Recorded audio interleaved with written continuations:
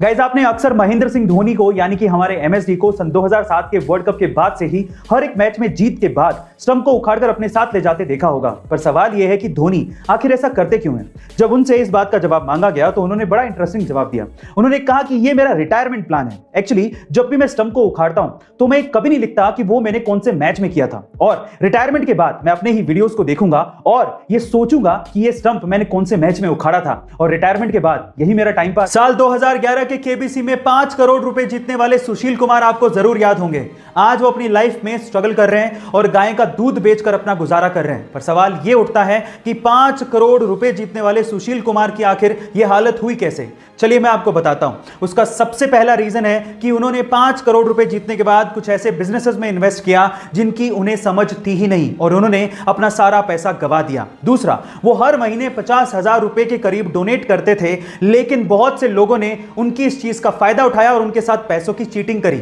और तीसरा, उनके नए नए पैसों की वजह से बने दोस्तों ने उन्हें बुरी आदतों में ढकेल दिया और इस वजह से उनकी यह हालत हुई।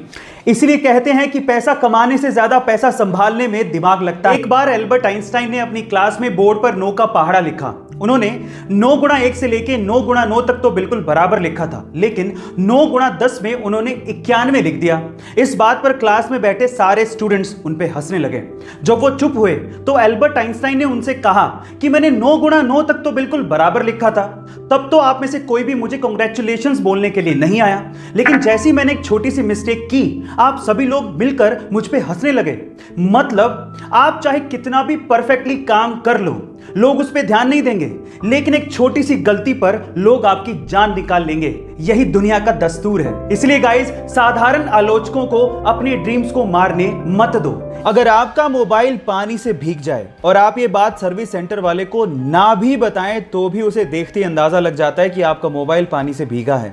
उसके पीछे का रीजन ये है कि मोबाइल में एक व्हाइट कलर का वाटर इंडिकेटर लगा होता है, जो कि पानी के कांटेक्ट में आते ही पिंक कलर का हो जाता है, जिससे उसे देखते ही अंदाजा लग जाता है कि आपका मोबाइल पानी से भीगा है। आप चाहे बताएं या ना बताएं। दूसरी इंपॉर्टेंट बात यह है कि मोबाइल के पानी से भीगते ही प्लीज आप उसे स्विच ऑन ना करें और ना ही उसे पंखे के आगे रखें। इनफैक्ट अगर आप मॉइस्चर को सुखाना ही चाहते हैं तो आप उसे चावल के पैकेट में डाल दें, क्योंकि चावल में मॉइस्चर को सोखने की प्रॉपर्टी होती है, जिससे आपका मोबाइल बच सकता है। गाइस, अगर आपकी स्किन पर दाग धब्बे हैं, या फिर आपके फेस पर मुहासे हैं, या फिर आपकी स्किन साफ नहीं है, उसके पीछे का कारण हो सकता है आपके खून का साफ ना होना।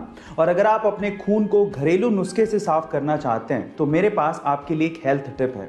आपको क्या करना है, आपको लगातार 1 महीने तक खाली पेट किशमिश का पानी पीना है। जी हाँ गाइस, किशमिश का पानी यानी कि रेजिन का पानी आपके खून को साफ कर देगा और आपके दाग धब्बे मुहासे सब मिटा देगा। गाइस, अक्सर आप लोगों ने ये देखा होगा कि बहुत से शहरों में आपसी रंजिश के चक्कर में या फिर लूटपाट करने के मकसद से बहुत से हमलावर बदमाश आम लोगों पर आगे या पीछे से हमला करके उन्हें घायल कर देते हैं। देखिए, अचानक से होने वाले इन हमलों को हम लोग रोक तो नहीं सकते, लेकिन उनसे अपने आप को प्रोटेक्ट जरूर कर सकते हैं। कैसे, मैं आपको बताता हूं।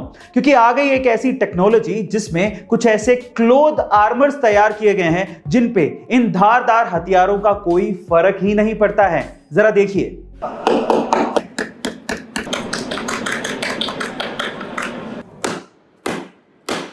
तो गाइस, अब अचानक हुए इन हमलों से हम अपने आप को बचा सकते हैं अगर ये आर्मर क्लोथिंग हमें मिल जाए तो।